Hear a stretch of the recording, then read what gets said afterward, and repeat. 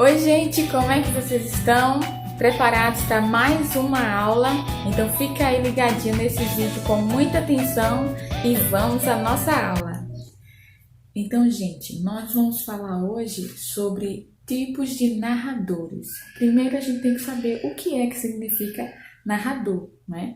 Narrador é aquele que narra, aquele que conta uma história. Vocês lembram quando a gente estava na sala de aula que vocês vinham fazer algum tipo de fuxico do seu colega? Bem, você estava sendo o narrador da história do seu colega. Então, narrador é aquele que narra, aquele que conta. Mas eu quero falar para vocês dois tipos de narradores, que é o narrador personagem e o narrador observador. Bem, narrador personagem já está dizendo tudo, é aquele que participa da história, tá bom? E o narrador observador é aquele que conta a história de outra pessoa. O exemplo do fuxico que eu falei para vocês. Vamos dizer que a gente está na sala de aula e um colega de vocês caiu, se machucou. Então você vem até mim correndo e diz: professora, fulano caiu. Você foi o narrador observador. Por quê? Você não participou da história, não foi você que caiu, mas você contou a mim a história. Então, esse é um tipo de narrador observador. Mas, aquele aluno que caiu, ele vem todo machucado até mim e diz assim: professora, eu caí e me machuquei.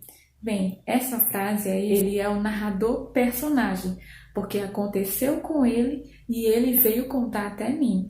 Então, só revisando, é muito simples. Narrador personagem é aquele que participa.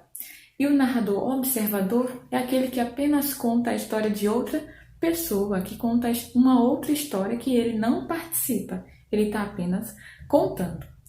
Simples demais, né, gente? Não tem dificuldade, mas a gente tem que observar alguns detalhes de como encontrar e como saber diferenciar um narrador de outro. Vejam esse texto.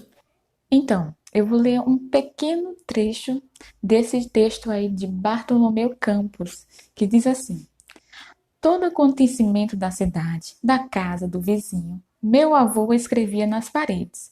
Quem casou, morreu, fugiu, caiu, matou, traiu, comprou, juntou, chegou, partiu. Coisas simples como uma agulha perdida num buraco do assoalho, ele escrevia. A história do açúcar sumido durante a guerra estava anotada. Eu não sabia por que os soldados tinham tanta coisa a adoçar. Observem que nesse pequeno trecho que eu li, tem algumas palavrinhas que tem como a gente identificar qual é o tipo de narrador, se é narrador personagem ou narrador observador. Vejam quando ele diz assim: todo acontecimento da cidade, da casa, do vizinho, meu avô escrevia. Quando ele diz meu avô, é porque ele está apenas contando a história de outra pessoa ou porque ele está participando?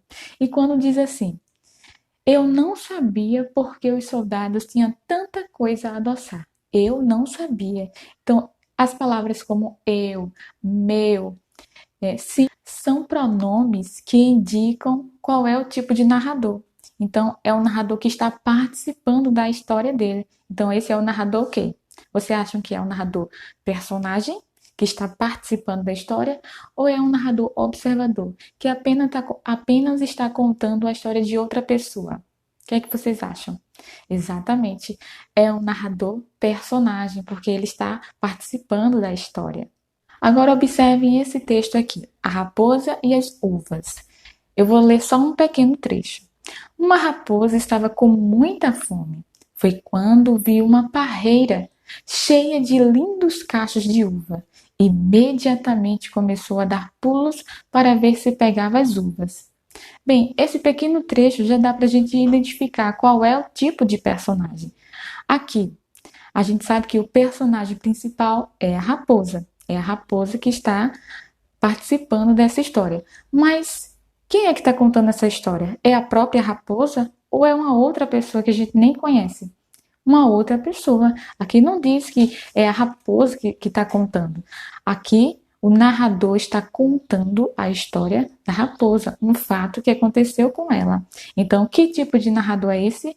Exatamente, é o narrador observador. Então, gente, eu acredito que deu para vocês entenderem bem a diferença de cada tipo de narrador, tá bom? Vai ter uma atividade aí no livro de português de vocês, depois eu vou passar o número das páginas.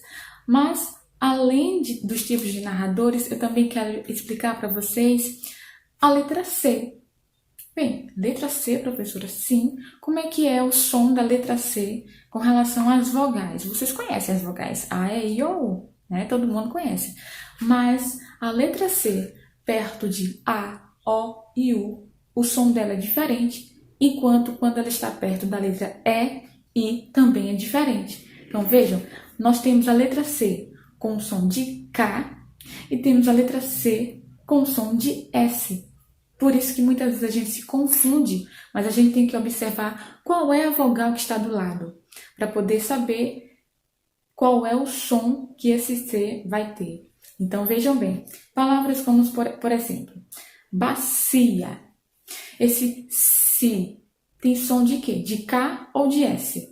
Exatamente, tem som de S. Por quê? Se observar qual é a letra que está próxima da letra C, é a letra I. Então, toda vez que aparecer a letra E ou a letra I próxima da letra C, então o som vai ser de S. O som apenas. A gente não se escreve bacia com a letra S, de forma alguma.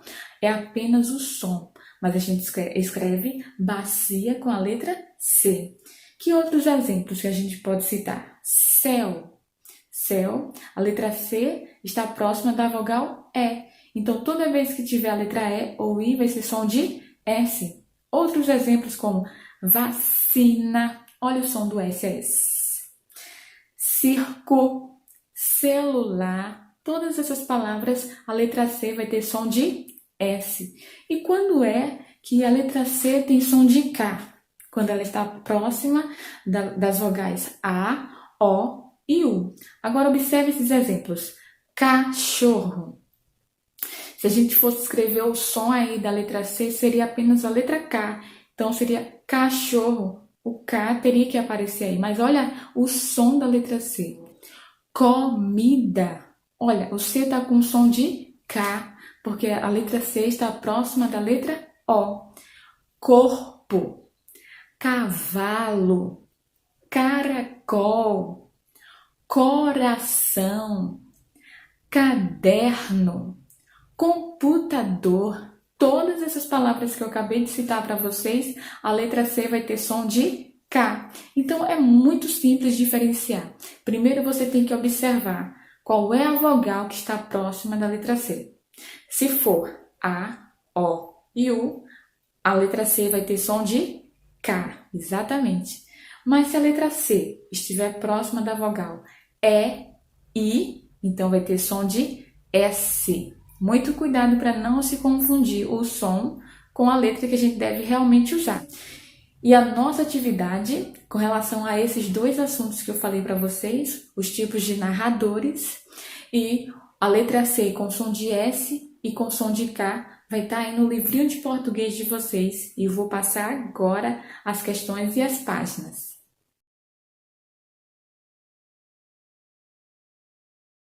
Então, um cheiro no coração de vocês. Eu espero que vocês tenham aproveitado bastante essa aula. E se tiverem dúvida, voltem no vídeo, retornem. E se ainda continuarem tendo dúvidas, então falem comigo no privado, tá bom? Um cheiro no coração de cada um.